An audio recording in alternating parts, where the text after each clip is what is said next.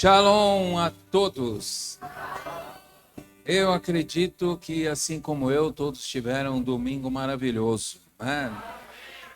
Uma semana repleta de bênçãos, de lutas, né? Porque se tem uma coisa que Deus gosta de mandar para a gente, é uma lutinha, né?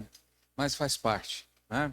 Faz parte. Essas nuvenzinhas, elas vêm mesmo, mas para que a gente possa passar por cima delas. Amém?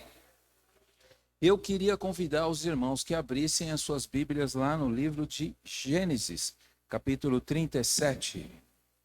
Gênesis 37.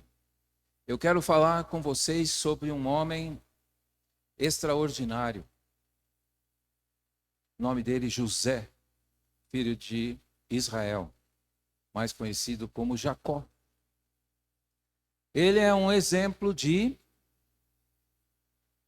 Puxa, tiraram bem na hora. Ele é um exemplo de perseverança. E sendo um exemplo de perseverança, eu orei ao Senhor e eu falei assim, vai ser esse texto, meu pai, esse texto mesmo? É. Então vamos lá. Capítulo 37, a partir do versículo 2, diz assim: esta é a história da família de Jacó. Quando José tinha 17 anos, pastoreava os rebanhos com seus irmãos. Ajudava os filhos de Bila e os filhos de Zilpa, mulheres de seu pai, e contava ao pai a má fama deles. Seguindo, nós vamos lá para Êxodo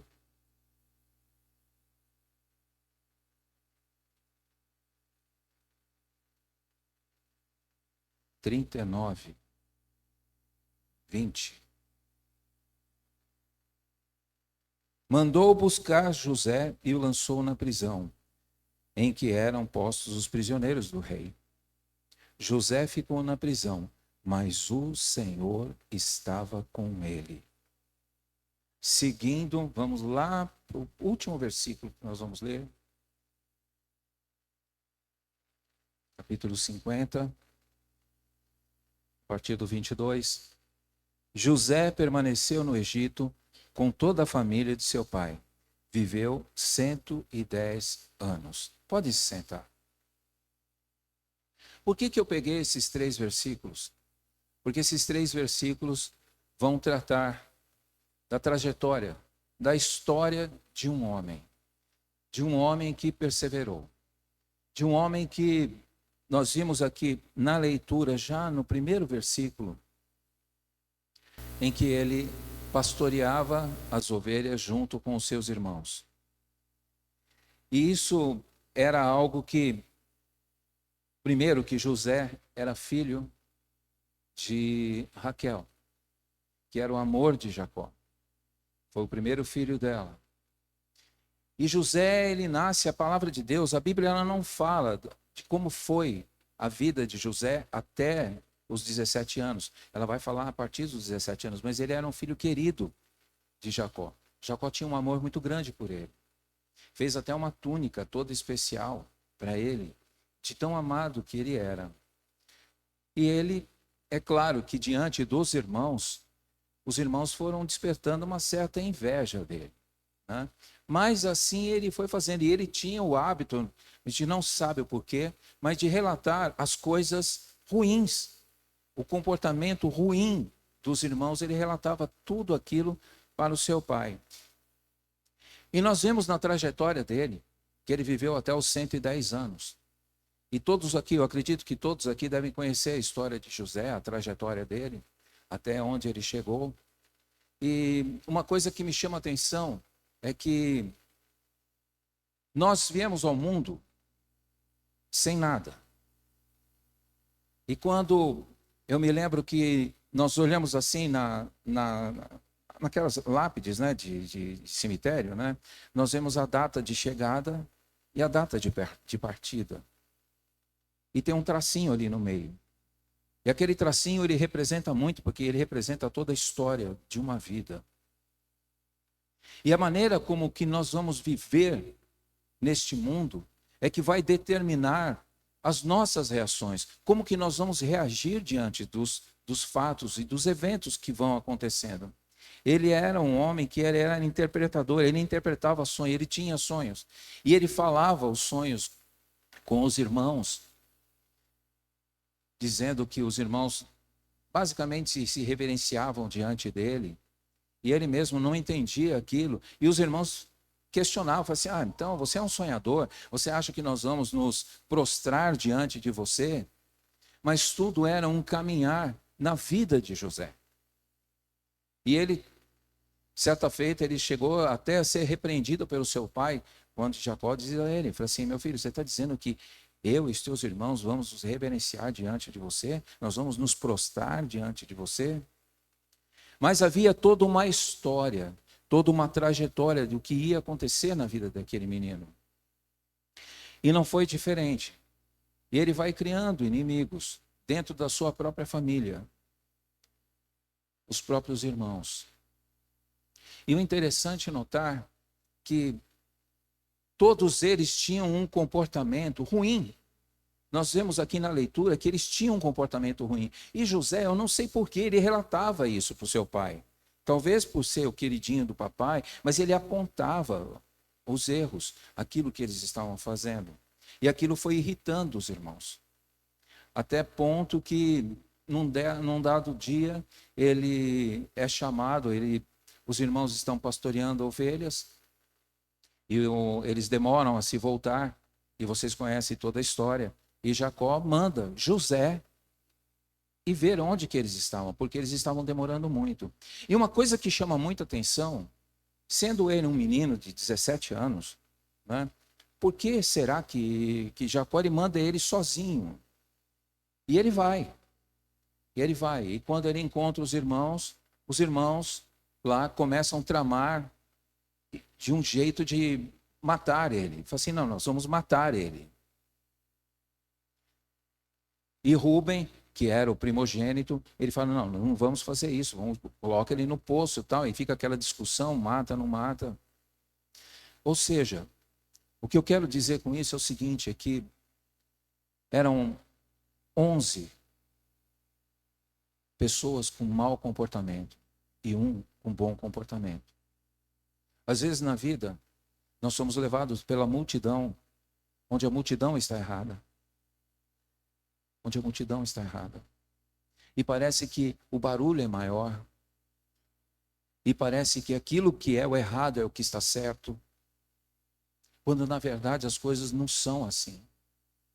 E José, naquele momento, onde aquelas coisas horríveis, ele é jogado dentro de uma cisterna, ele é jogado dentro de um poço que não tinha água, mas ele é jogado lá. E começa aquela definição, e aquilo chega num ponto onde é o próprio Deus que chega e vai tirar José daquele lugar. Então, é quando passa uma caravana de ismaelitas, e eles tiram José daquele poço e vendem ele. Então, o que eu vejo aí na primeira lição que a gente tira desse texto é o seguinte: tem dado um momento na nossa vida onde tem pessoas que não cabem mais a fazer parte da sua história. E era o que estava acontecendo com José. Naquele momento, o próprio Senhor falou assim, não, meu filho não cabe mais aqui nesse lugar, eu vou tirar ele daqui. E ele é vendido. Ele é vendido como escravo. E ele vai para o Egito, e vocês sabem toda a história dele, lá onde ele vai trabalhar na casa de um oficial egípcio.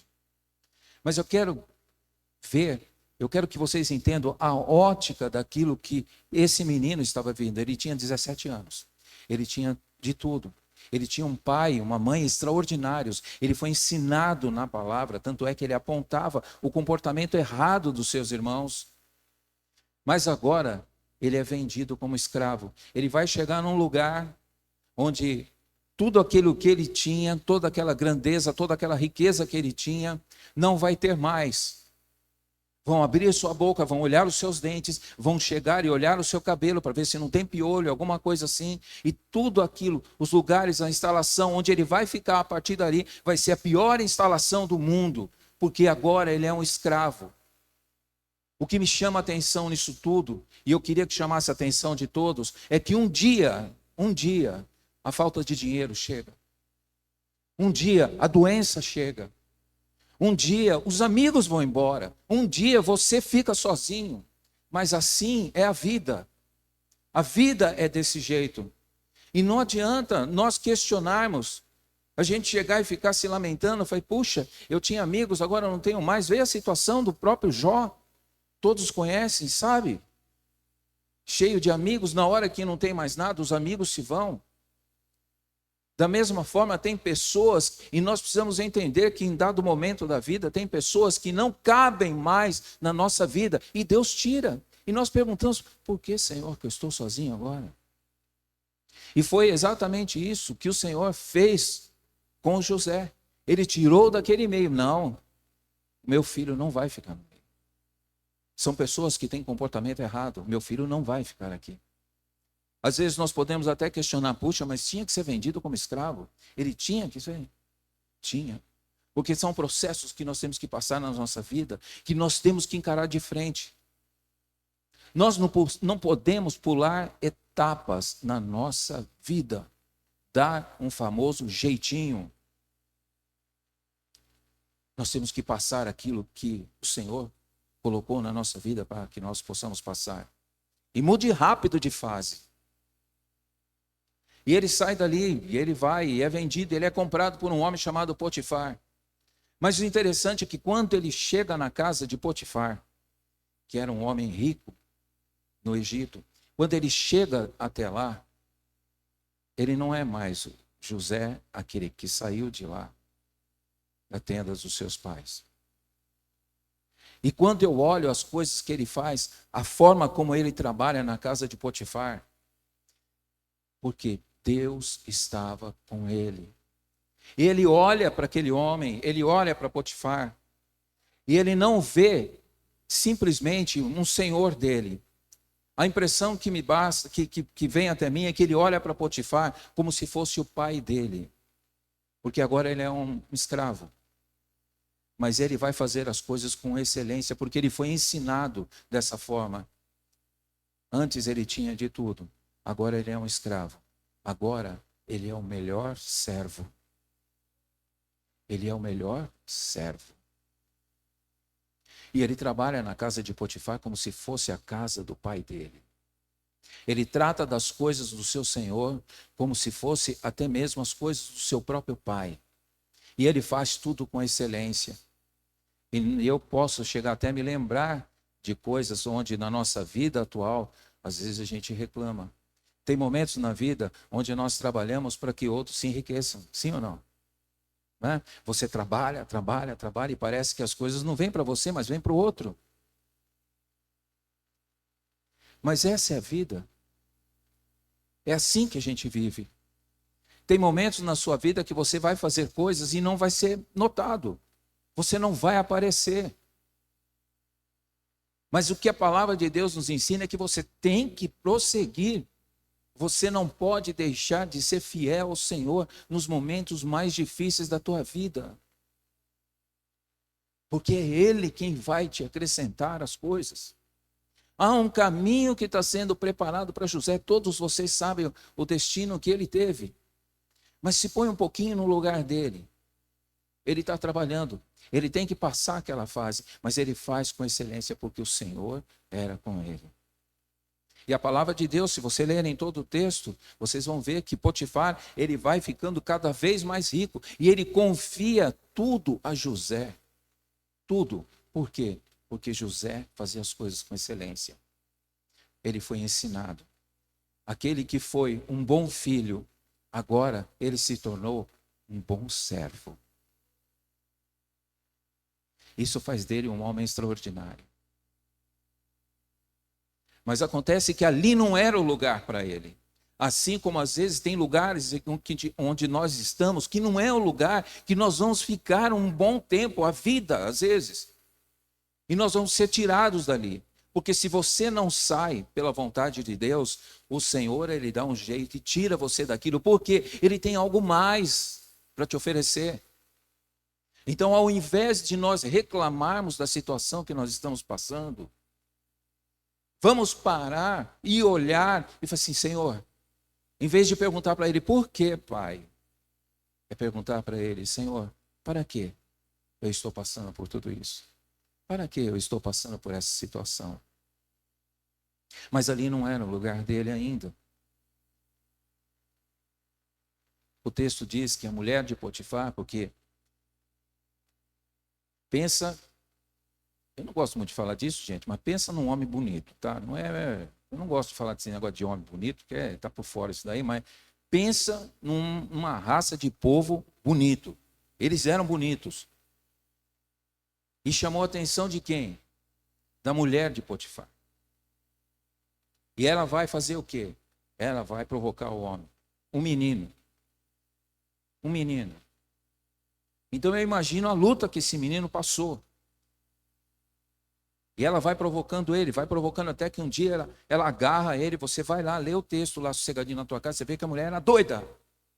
Ela era maluca. Ela agarrou ele. E ele, no desespero, saindo, não, me solta, me solta, me solta, foi embora correndo. Ela arrancou a capa dele. E aí ela chegou e faz aquilo, fala para o marido, fala assim, ele tentou me agarrar, esse escravo, tal, essas coisas, e ele vai para a prisão. Ele vai para a prisão e ele é inocente. As injustiças vão acontecer na nossa vida. Você vai ser acusado injustamente. E ele é inocente. Ele é inocente. E assim mesmo.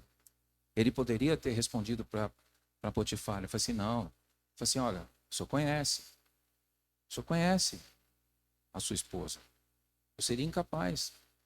Quando ela se atira para cima dele, que ela começa a fazer, ele fala assim, ele diz palavras que são surpreendentes de um homem. Agora, o que eu quero que vocês entendam é o seguinte, ele era um homem como eu, como você, como qualquer homem que está aqui dentro, carregado de emoção, de sentimentos. E ele responde para ela, numa das vezes, ele fala assim, não, como eu poderia fazer isso para o meu Senhor? Ele fez de tudo por mim, e como eu desagradaria o meu Deus a quem eu sirvo?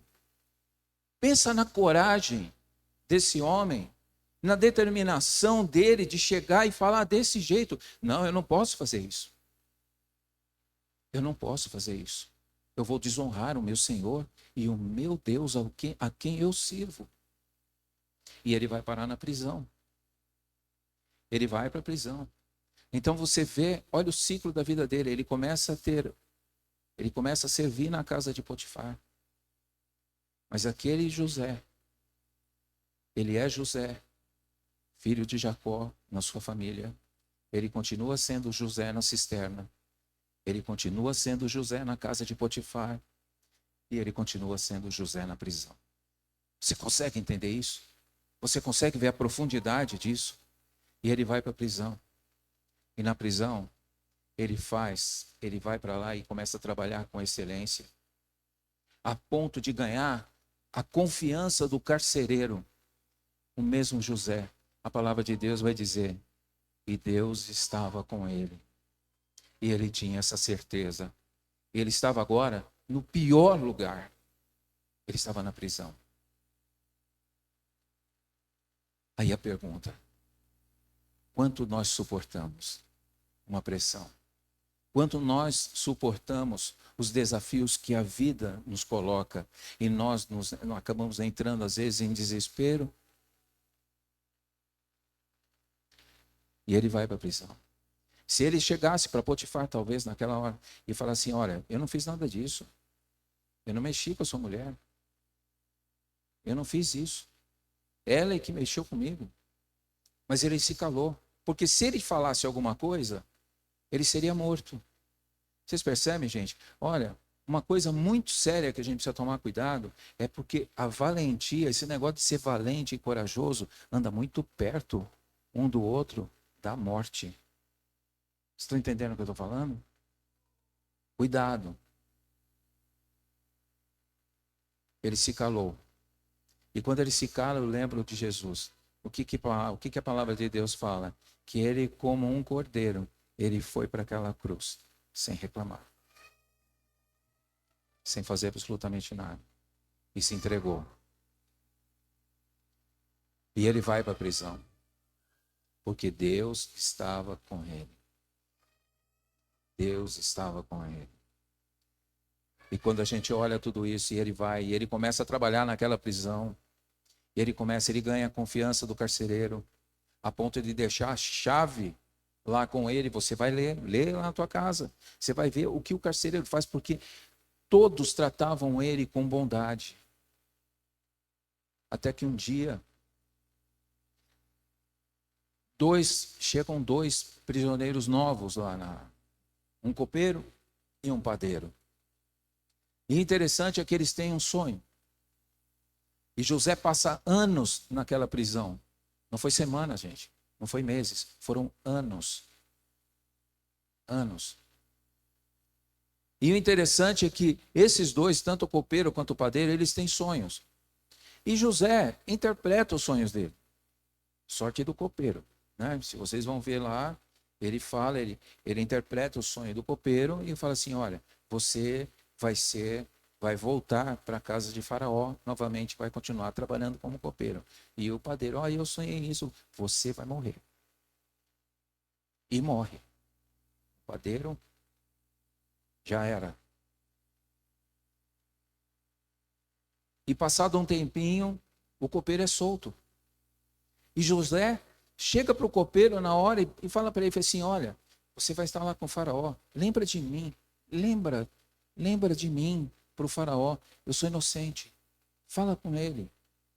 Lembra quem falou para Jesus: lembra-te de mim quando o Senhor estiver no céu? Lembra? Um dos ladrões chegou e virou para Jesus, depois de repreender o outro ladrão, ele falou assim: olha, nós merecemos estar aqui. Mas ele, o que ele fez? Ele não fez nada. Ele se volta para Jesus e fala assim: Senhor, lembra-te de mim. E Jesus maravilhosamente diz: ainda hoje estarás comigo no paraíso. Aliás, eu acho que de toda a palavra de Deus, o único que a gente tem certeza absoluta que está no paraíso é o ladrão, por incrível que pareça. É o ladrão. Mas voltando ao texto, chega o dia, aquele copeiro sai da prisão. E ele vai, retorna. E o tempo passa. E ele se esquece. Ele esquece de José. Aí eu pergunto para você: quantas pessoas às vezes não esqueceu de você? Não se esqueceram de você na vida? Ou lembra de você somente no fim de ano, quando vai chegando aquelas festas de Natal, né? Aquele cunhado, aquele primo, aquele tio, assim: opa, você está aqui, mora numa casa, né? Tem piscina, tal, ou mora numa chácara. Sabe aquele tipo assim que passa o ano inteiro, nunca lembra de você, nem no teu aniversário. Mas quando chega em fim de ano, época de festa, tá lá, ó, marcando presença. Pois é, o copeiro saiu. Ele esqueceu de José. Mas aí você pode perguntar: mas apóstolo, por que esqueceu de José? Porque era preciso esquecer de José, porque Deus tinha um plano para a vida de José, assim como Deus tem um plano para a sua vida. E quando você começa a acelerar as coisas, demora para acontecer. E ele não blasfemou, ele não fez nada. Até que um dia, Faraó tem um sonho. E Faraó tem um sonho e ele começa a pedir para os magos lá do Egito para interpretar e ninguém consegue. Aí o copeiro fica sabendo: nossa, rapaz, tem um cara lá na prisão, esqueci dele, o José. Ele está lá, ele pode interpretar, ele interpretou o meu, ele falou direitinho. E o Faraó manda chamar ele. Agora, sabe o que é mais incrível na vida de alguém? É quando você exala humildade. Eles devem ter pego José, deram um banho nele, tudo, porque afinal de contas ele ia se apresentar diante do faraó, que era a autoridade máxima lá no Egito, e ele vai até lá, frente a frente com o faraó, e o faraó fala para ele assim: olha, fiquei sabendo, o meu copeiro me disse que você interpreta sonhos. E o que ele fala? Não, é o meu Deus que revela isso para mim. Gente, espera um pouquinho. Ele estava na frente do faraó. Ele estava na frente do homem mais importante do mundo naquela época. Ele podia falar assim: é isso mesmo. Sou eu. Eu sou o cara. No entanto, ele não fez isso. Ele diz assim: não, é o Deus que veio comigo, que está comigo. É ele que interpreta. Sabe qual a diferença de um cristão autêntico para um outro é que aquele que é firmado na palavra de Deus, ele não só revela as coisas, como também ele dá a estratégia para sair de toda uma situação, porque ele revela o sonho de Faraó. Ele revela aquilo que vai acontecer. Ele fala assim, olha, isso aí que vai ser as espigas, as vacas, tal, aquela coisa toda lá, vocês lêem o texto lá sossegadinho, porque senão a gente não termina hoje aqui. Ele vai dizer assim, olha, são 7 anos de muita fartura.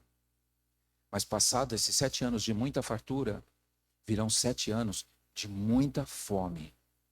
Então, o Senhor pegue um homem que saiba administrar, fazer silos, armazenar, cuidar da agricultura agora, está tudo isso escrito aqui. E Faraó responde o que para ele? Você é esse homem, é você.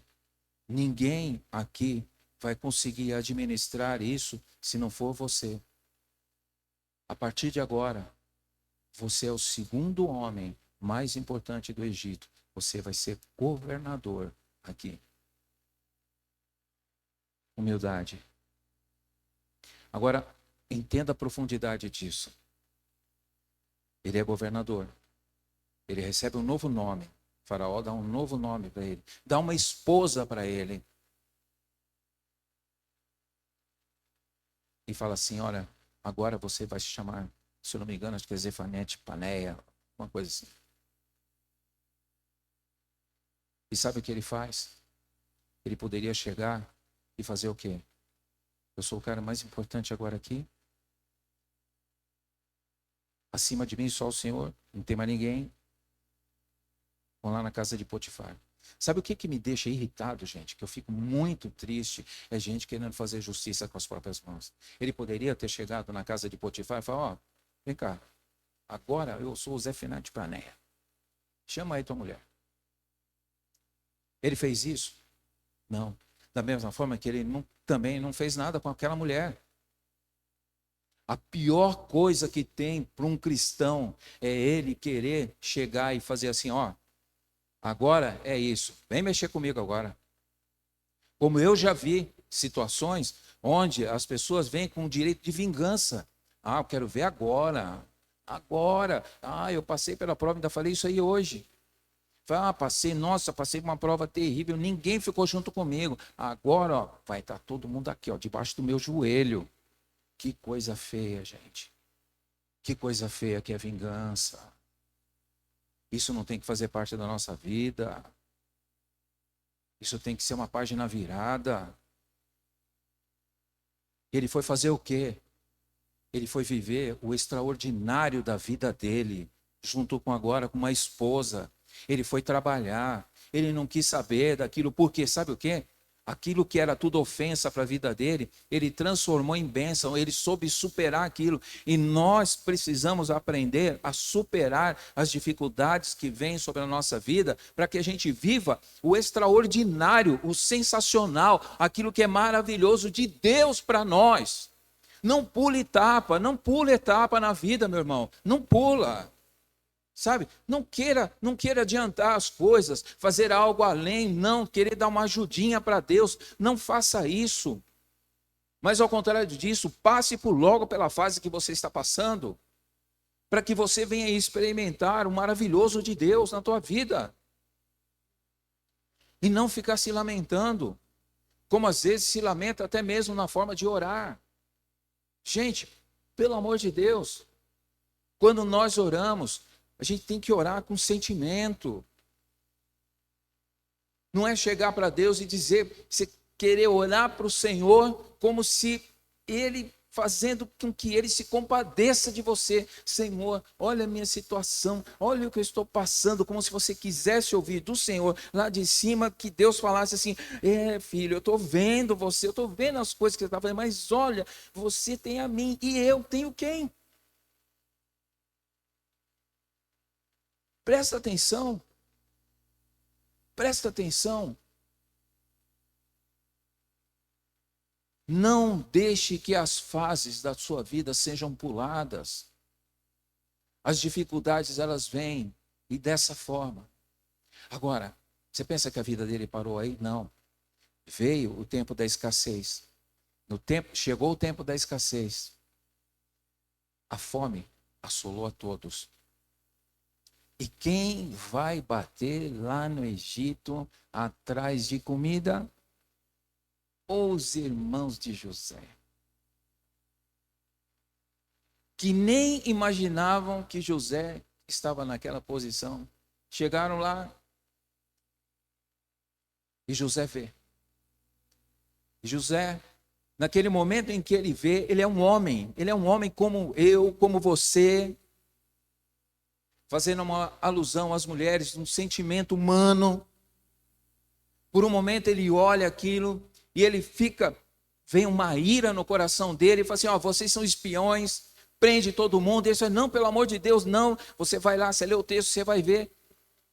Depois de 3 dias, ele reflete e vê, fala assim: não. Ele se aparece na frente dos irmãos: vocês não estão me reconhecendo?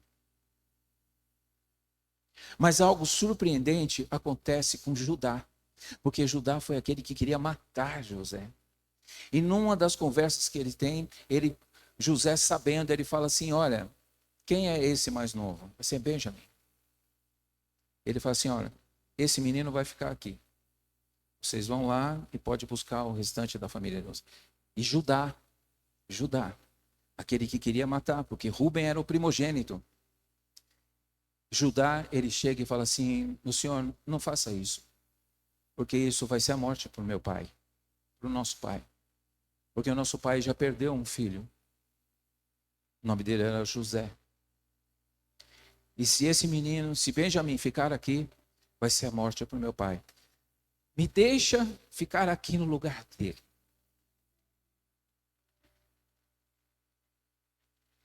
Isso mostra o quê? José, naquela hora, ele vê que houve um arrependimento da parte de Judá.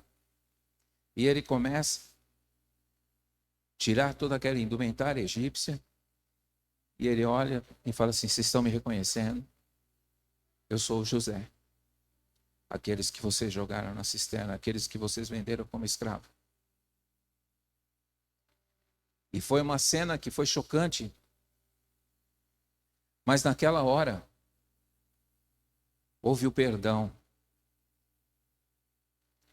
Houve o perdão. Quando nós olhamos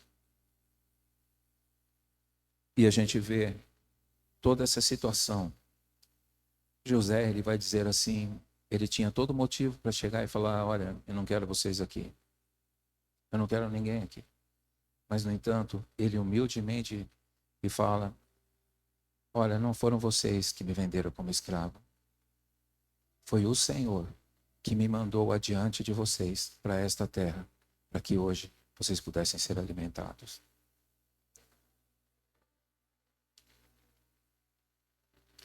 É extraordinário. É um sentimento, é uma coisa que tem no coração que todos nós deveríamos ter. Eu fico imaginando Davi, se no momento em que ele vê Batseba do terraço, ela tomando banho, se ele tivesse tido a mesma determinação que José teve quando ele foi tentado. E outras tantas coisas da história que poderiam ter sido diferente. Mas nós olhamos tudo isso e vemos o quê? Que ele superou. E você pode superar. Você pode superar. Porque é o Senhor quem te dá forças para você prosseguir. A importância, José, ele não só alimentou a sua família.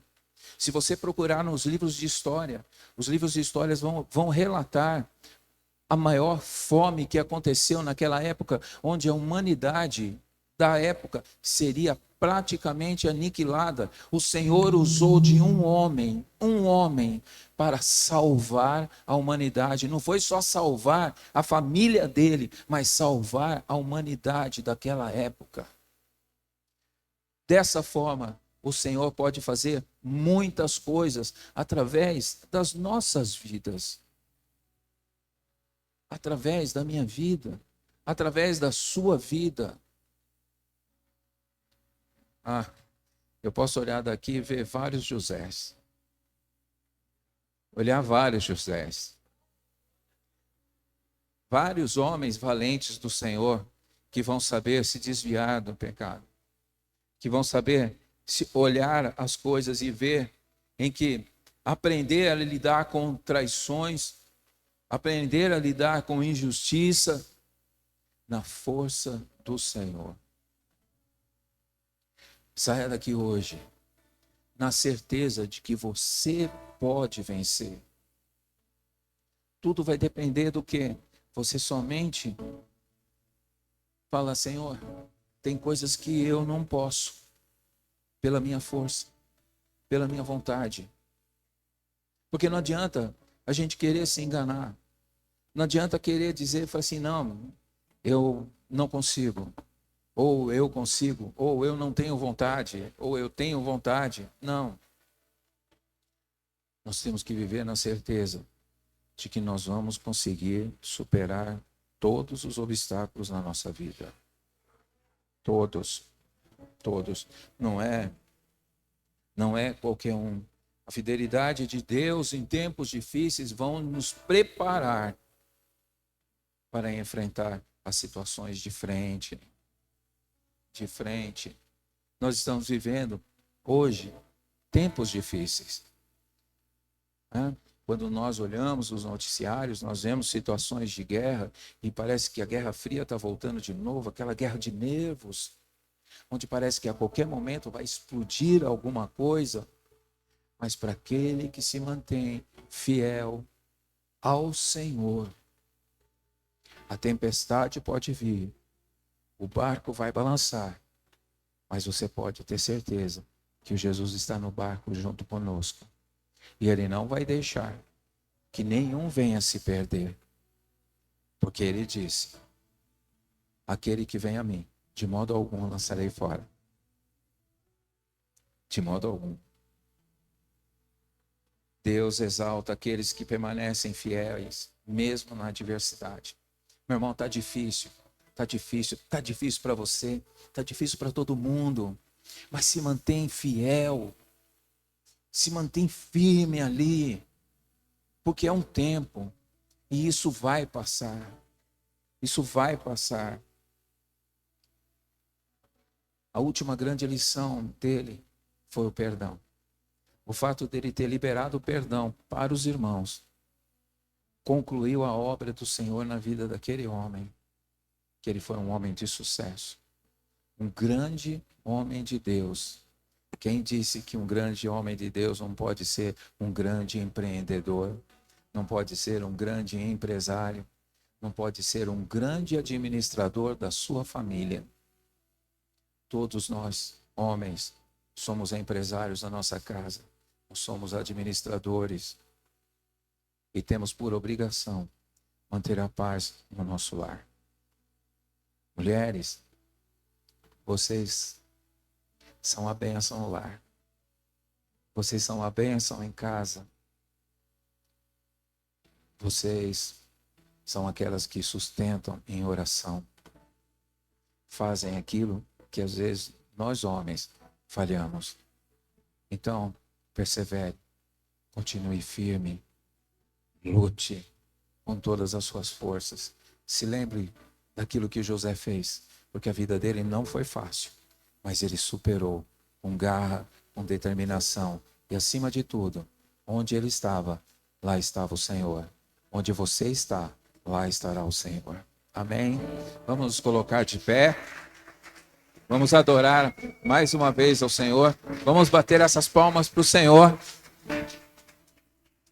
Só Ele é digno de toda adoração.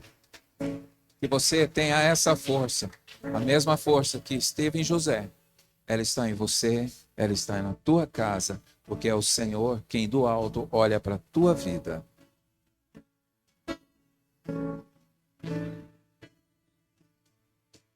Posso sentir vento de esperança que